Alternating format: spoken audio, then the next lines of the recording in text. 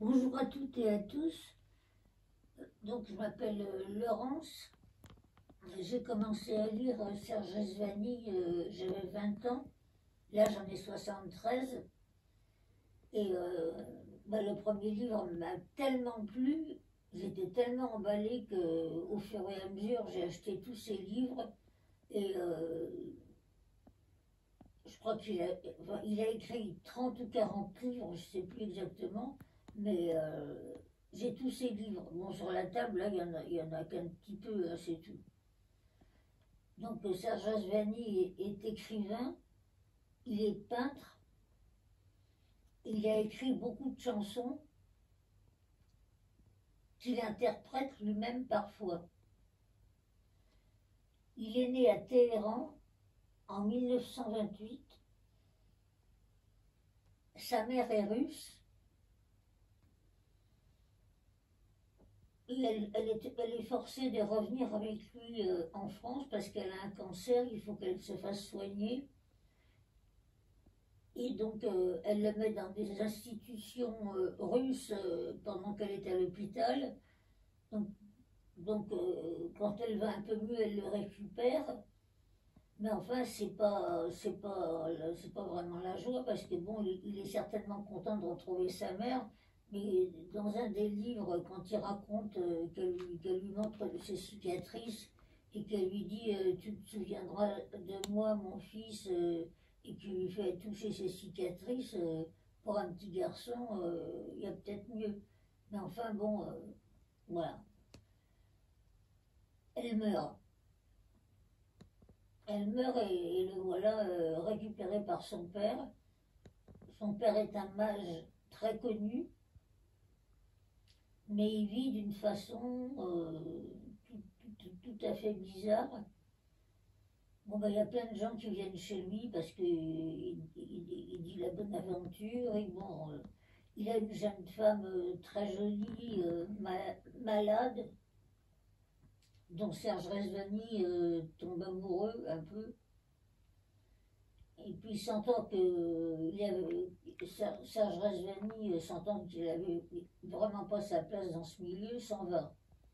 À 15 ans, il s'en va avec rien dans les poches.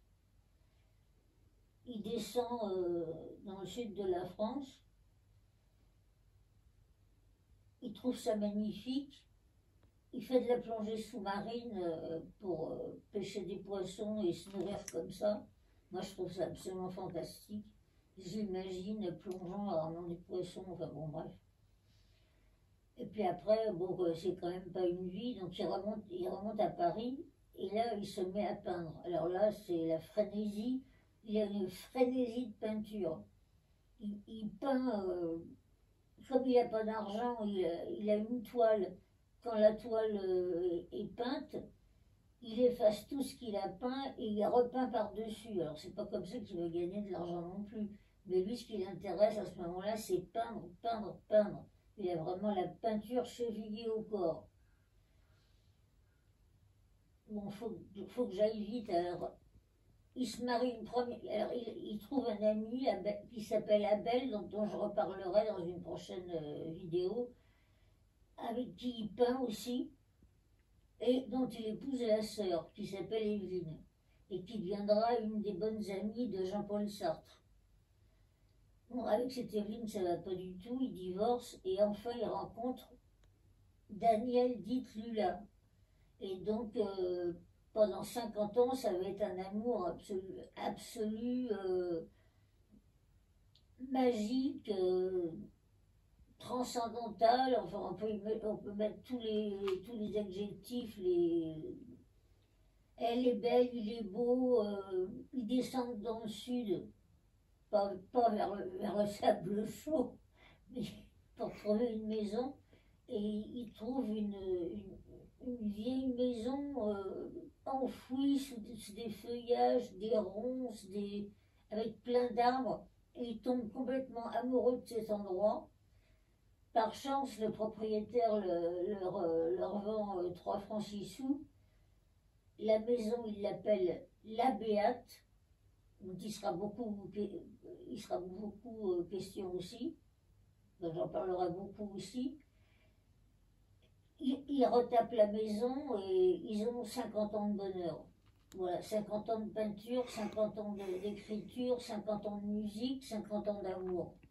Et puis un jour, la catastrophe totale, Lula attrape la maladie d'Alzheimer. Là, c'est l'horreur. Donc Serge demande à des gens de venir s'occuper d'elle quand il part à Paris. Et puis, ces gens sont des gens malhonnêtes. Ils lui prennent tout ce qu'il a. En plus de ça, sa maison brûle. Alors Lula, il est morte. Il n'a plus rien, il n'a plus de maison, il n'a plus rien du tout, du tout. Et leur voilà parti à zéro. Et là, c'est tellement énorme, quand même, ce qui lui arrive, qu'il se demande s'il ne va pas se tuer, s'il va se tuer ou rester en vie. Et il décide quand même, bon, de continuer à vivre. Alors, continuer à vivre, c'est retourner à Paris, refréquenter des gens. Et là, il rencontre l'actrice Marie-Josée Natt, qu'il avait connue autrefois.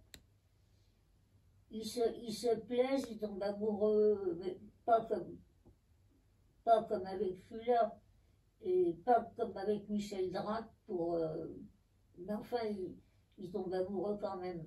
Et ils se marient, ils vivent un amour doux, sensuel, intellectuel, un bel amour qui malheureusement prend fin avec le cancer de Marie-Josée Natt dont elle meurt.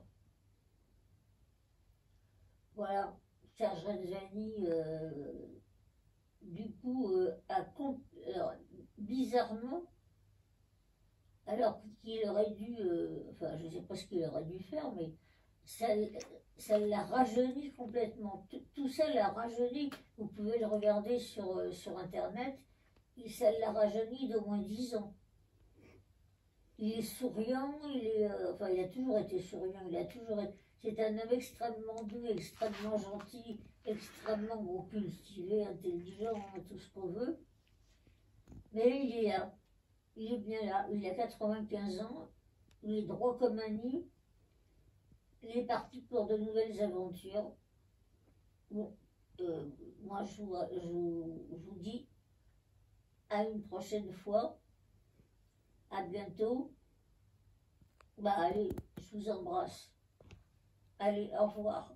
À bientôt.